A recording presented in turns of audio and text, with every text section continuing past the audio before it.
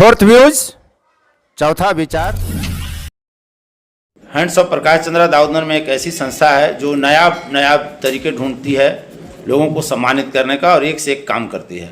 आज hands of Prakash Chandra के द्वारा भगवान प्रसाद शिवनाथ प्रसाद बीएड कॉलेज में पूर्व सैनिकों के सम्मान में एक कार्यक्रम रखा गया और हमने पूर्व सैनिकों से उनकी पीड़ा जानने की कोशिश की, उनका दर्द जानने का प्रयास किया। उसके बाद डॉक्टर प्रकाश चंद्रा ने यह आयोजन क्यों किया, मकसद क्या था और उनकी पीड़ा क्या है, पूर्व सैनिकों की जो पीड़ा थी उस पर भी प्रकाश चंद्रा ने अपनी बातें कही। इसमें डीएम को लेकर बहुत बड़ी बात कही गई है। प्रकाश चंद्रा जी, आज सैनिकों का जो सम्मान किया गया उसके पीछे उद्देश्य क्या है? निरुद्देश्य जिस प्रकार सैनिक निरुद्देश्य सीमाओं की रक्षा करते हैं, जान देते हैं, दुश्मनों का दांत खट्टा करते हैं, दुश्मनों से लड़ते हैं। मुझे लगा कि कुछ दिन पहले मेरे साथ एक वाक्य हुआ था जिसमें हमारे साथ चल रहे सैनिक, हमारे आदरणीय प्रधानमंत्री जी भी चाहते हैं कि अग्निवीर जब रिटायर करें तो 20% लोगों को एकोमोडेट किया जाएगा गवर्नमेंट सर्विस में, और 80% लोगों को उन्होंने आह्वान किया था कि देश के जो प्राइवेट संस्थान हैं, जो उद्योगपति हैं, इनको अपनी सेवाओं में रखें। तो पूर्व सैनिक जो 40 साल की उम्र में रिटायर हो जाते हैं, उसके बाद उनके पास बड़ी जिम्मेदारी होती है अपने बच्चों को पढ़ाना और उच्चतर शिक्षा का समय होता है। उसके अतिरिक्त अपनी बेटियों को विवाह कराना, तो फिर घर से बाहर जो व्यक्ति 20 साल रहे होते हैं पुनः घर से बाहर जाते हैं काम की तलाश में। वो हम लोगों को सुरक्षा दे करके और उसके बदले में अपने परिवार के लिए भविष्य की योजनाएं तय करते हैं, बनाते हैं। ऐसे में कुछ लोगों के द्वारा जब यह बोला गया था कि ये सैनिक नहीं गुंडे हैं, तो मैं आहत हुआ था। मुझे लगा कि इनको समाज के इनके प्रति जो सोच है, गंदा सोच है, उसको बदलना चाहिए। सबसे ज़्यादा अनुशासन में रहने वाला यह संगठन हमारी सेना, भारतीय सेना पूरे वर्ल्ड की सबसे बड़ी इन्फेंट्री, अनुशासित इन्फेंट्री है। इतनी अनुशासित सेना किसी भी देश के पास नहीं है। हमारी भारतीय सेना देश की सबसे मजबूत सेना और सबसे अनुशासित है। और आपने देखा होगा गाँव में भी कि हमारे सैनिक के मरते दम तक अनुशासित होते हैं, नियम कानून का पालन करने वाले होते हैं, ईमानदार होते हैं। तो ऐसे में मुझे लगा कि समाज को इनके बारे में अच्छी से समझ नहीं है। समाज को बताना चाहिए कि हमारे सैनिक हमारे लिए क्या है। क्या नाम हुआ आपका? मैं डॉक्टर टीके Singh, president ex serviceman Aurangabad. Sir, कैसा लगा सम्मान समारोह? और अभूतपूर्व कार्यक्रम रहा।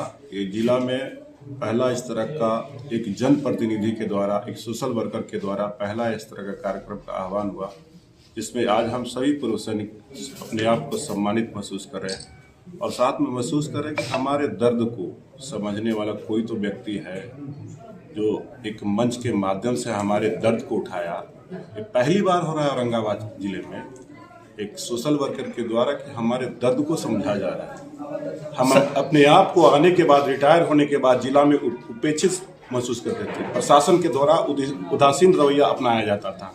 यहाँ तक कि ऑफिस में जाने के बाद सीओ और वीडियो के पास भी अगर किसी कार्य के लिए जाते थे तो लगता था कि हमें एकदम कहाँ से आए हैं, किस तरह का, कोई प्रायोरिटी नहीं। जबकि बिहार सरकार का लेटर है गृह मंत्रालय का कि सैनिक कोई भी आए तो ऑन प्रायोरिटी इनका इशू को रिजोल्व करना है, जो कि नहीं हो रहा है। औरंगाबाद के डीएम को आपके माध्यम से कहना चाहता हूँ कि 3 बार हमने लेटर दिया कि अनुश्रवण कमेटी की बैठक बिठाइए ताकि औरंगाबाद के सैनिक अपनी समस्याओं को बताए, लेकिन अभी तक श्रीकांत जी अभी वर्तमान डीएम है, हमारी समस्या को नहीं सुने और यहाँ तक कि हम गृह मंत्रालय में इस लेटर को दिए।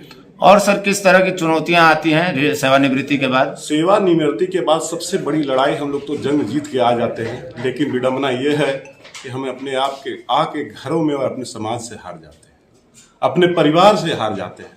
जैसा कि प्रकाश चंद्रा जी वर्णन किए स्टेज पे कि हम लोग गली नली और खेत की लड़ाई में उलझ जाते हैं। हमें लगता है कि हमने अपने जवानी का बलिदान सीमाओं पे दिया और यहाँ पे आके छोटी छोटी समस्या में उलझ जाते हैं और प्रशासन के पास जाते हैं तो उसका भी रवैया बड़ा उदासीन है। आज इस दर्द को और मर्म को समझने वाला एक जनप्रतिनिधि, इनको आज मैं सैल्यूट करता हूँ इस माध्यम से और चाहूंगा कि इनका संगठन जो हैंड्स ऑफ प्रकाश चंद्रा है उसको हम लोग मजबूत करें ताकि हमारी आवाज बनके विधानसभा और लोकसभा तक और देश की संसद में उठाए। हमारे पूर्व सैनिक की इतनी दर्द है कि मैं बयां करते करते अपने आप को नहीं संभाल पाऊंगा, इतना दर्द है।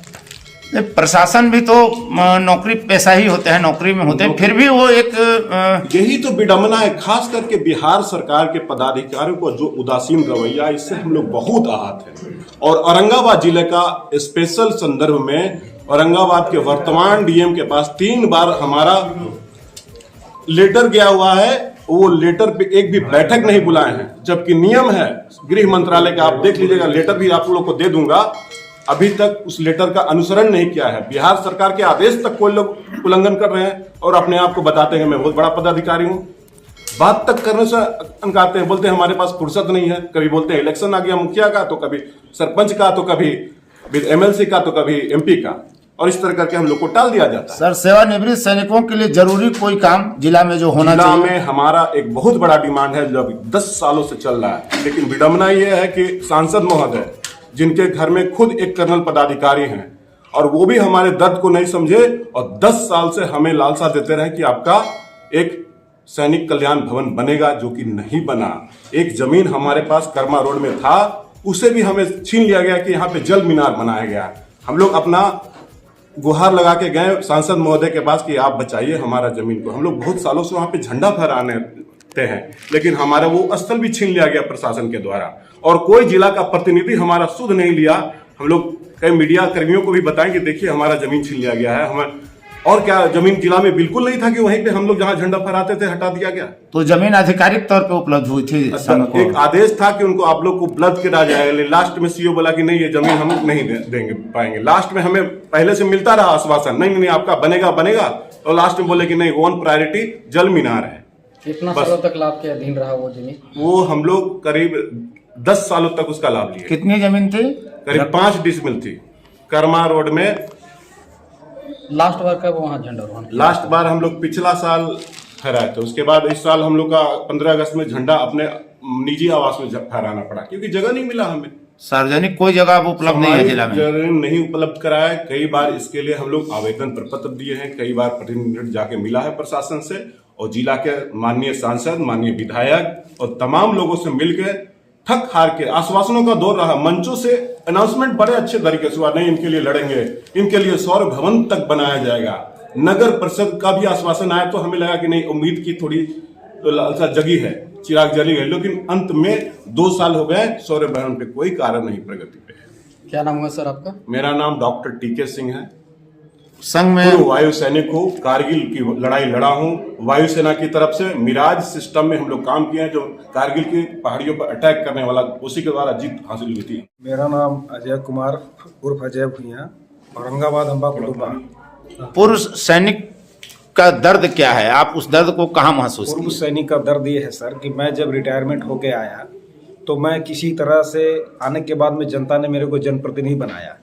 जनप्रतिनिधि बनाने के बाद में जब हम औरंगाबाद पूर्व सैनिक संगठन से जुड़े तो पूर्व सैनिकों का एक कर्मा रोड में जमीन अधिग्रहण किया गया था, जिनको पदाधिकारी के द्वारा बताया गया था कि आप जब तक इसको यहाँ यूज कीजिए। हम लोगों ने किसी तरह अपने पैसे से मिला करके वहाँ पर मिट्टी भरा और मिट्टी भर करके वहाँ पर हम तिरंगा झंडा फहराते थे। लेकिन लास्ट में हम लोग के साथ में बहुत दुर्व्यवहार किया गया कि हमारा शिष्टमंडल हमेशा जिला पदाधिकारी महोदय के से मिलते रहते थे, लेकिन आश्वासन पे आश्वासन, और फिर उसके बाद में हम लोग को वहाँ से निष्कासित कर तो दिया। जमीन की लड़ाई कब तक चलेगी या लड़ाई आपने करनी छोड़ दी? हम सैनिक हैं सर, लड़ाई लड़ना ही जानते हैं, और हमारे सैनिक में 70 साल का बूढ़ा भी जवान कहलाता है। अच्छा, हम लोग लड़ना जानते हैं और हम लोग दूसरे को हमेशा मदद करते हैं। हमें आज बहुत खुशी हुई कि आज 26 जनवरी के द्वारा एक ऐसे सैनिक का हमें प्रतिमा का प्रकाश भैया के द्वारा अनावरण करने का हम लोग को सौभाग्य प्राप्त हुआ, प्रकाश भैया द्वारा, जो हमें बहुत खुशी हुई। उपाध्यक्ष संजय कुमार, सैनिक, बिहार राज्य पूर्व सैनिक संघ, औरंगाबाद। सर, पूर्व सैनिक के रूप में आपने कहाँ दर्द महसूस किया? क्या समस्या समाज के सामने? दर्द महसूस ये किया कि जब उपाध्यक्ष, संघ के उपाध्यक्ष होने के नाते हमारे पास जो प्रॉब्लम आती है, हम लोग सभी अधिकारी के पास जाते हैं, डीएम हो या ब्लॉक का सीओ हो, मान सम्मान सब कोई देता है, मगर काम कोई नहीं करता है। हम लोग के जूता चप्पल टूट जाता है, आज तक कोई काम नहीं किया। यही औरंगाबाद कर्मा रोड में ईओ एग्जीक्यूटिव इंजीनियर के द्वारा हम लोग को जमीन आवंटन किया गया है, उसमें नगर का अध्यक्ष नो ऑब्जेक्शन सर्टिफिकेट भी दिया है, वार्ड के 5 आदमी भी दिए हैं, वार्ड सदस्य मिलके, और उसके बाद इसमें साल 2024 में वो जमीन पर कर्मा रोड जल मीनार बना दिया गया। हम लोग डीएम के पास गए, डीएम का सख्त आदेश था कि कोई आता है उसको जेल में डाल दो। हम लोग डीएम साहब से मिले, डीएम साहब ये बोले कि हमको सैनिकों से मिलने के लिए टाइम नहीं है, जबकि औरंगाबाद जिला सैनिकों का कमांडिंग ऑफिसर कलेक्टर होता है यानी डीएम होता है। किसी तरह का उनके पास लेटर है गृह मंत्रालय के हर 3 महीना में पूर्व सैनिकों के साथ अनुशर्मन बैठक लेना, बैठक होती है या नहीं? नहीं होती है। पिछले हाँ, पिछली दफा जरवाल कब हुई साहब थी महिवाल बैठक? साहब के टाइम में डीएम इनसे पीछे डीएम में हर डीएम में हुआ है। इतना तक कि पिछले डीएम लोग साल में एक बार पूर्व सैनिकों के साथ बैठकर पार्टी समारोह करते थे और वो भी आते थे। मतलब इस डीएम ने कभी बैठक भी नहीं की? इस डीएम ने कभी बैठक, इतना तक बोल दिया कि आप लोग से बात करने के लिए कोई टाइम नहीं है। क्या नाम हुआ सर? मेरा नाम संजय कुमार सैनिक, उपाध्यक्ष बिहार राज्य पूर्व सैनिक संघ औरंगाबाद। किस पद से आप सेवानिवृत्त हुए हैं? हम सप्लाई हौलदार से रिटायर हुए हैं। डॉक्टर प्रकाश चंद्रा जी, पूर्व सैनिकों को आपने सम्मानित करने का काम किया, वो भी दिन चुना गणतंत्र दिवस का। और जब हमने सैनिकों से बात करी, पूर्व सैनिकों से, तो उनकी कई पीड़ा है, गांव से लेकर के प्रशासन तक। हद तो यह है कि संजय कुमार कहते हैं कि जिला पदाधिकारी के पास पूर्व सैनिकों के साथ न बैठक करने का समय है न मिलने का समय है। ऐसी स्थिति में क्या माना जाए, इसे आप कैसे देखेंगे? अमानवीय एक तरफ है, औरंगाबाद नगर परिषद विभिन्न विभूतियों का हमारे इतिहास में जिनका योगदान है उनका मूर्ति लगाते हैं 5 डिसमिल 10 डिसमिल। जिला मुख्यालय तो मूर्तियों का शहर हो गया है। तो हमारा अनुरोध होगा मेरे बड़े भाई जिला नगर परिषद के अध्यक्ष उदय भैया से कि आपने इतिहास के उन विभूतियों का जिन्होंने देश के लिए लड़ा है उनको सम्मान दिया है, तो जो जीवित विभूतियाँ बची हुई हैं, जो जीवित हमारे पूर्व सैनिक हैं, यह भी राणा है, यह भी पृथ्वीराज है, उन्हीं के वंशज हैं, ये भी योद्धा हैं। इनके लिए सैनिक कल्याण बोर्ड के लिए प्रशासन से भी मेरा गुहार होगा, जमीन आप लोग कहीं भी चिन्हित करके 2, 3, 4 डिसमिल 5 डिसमिल दे दीजिए।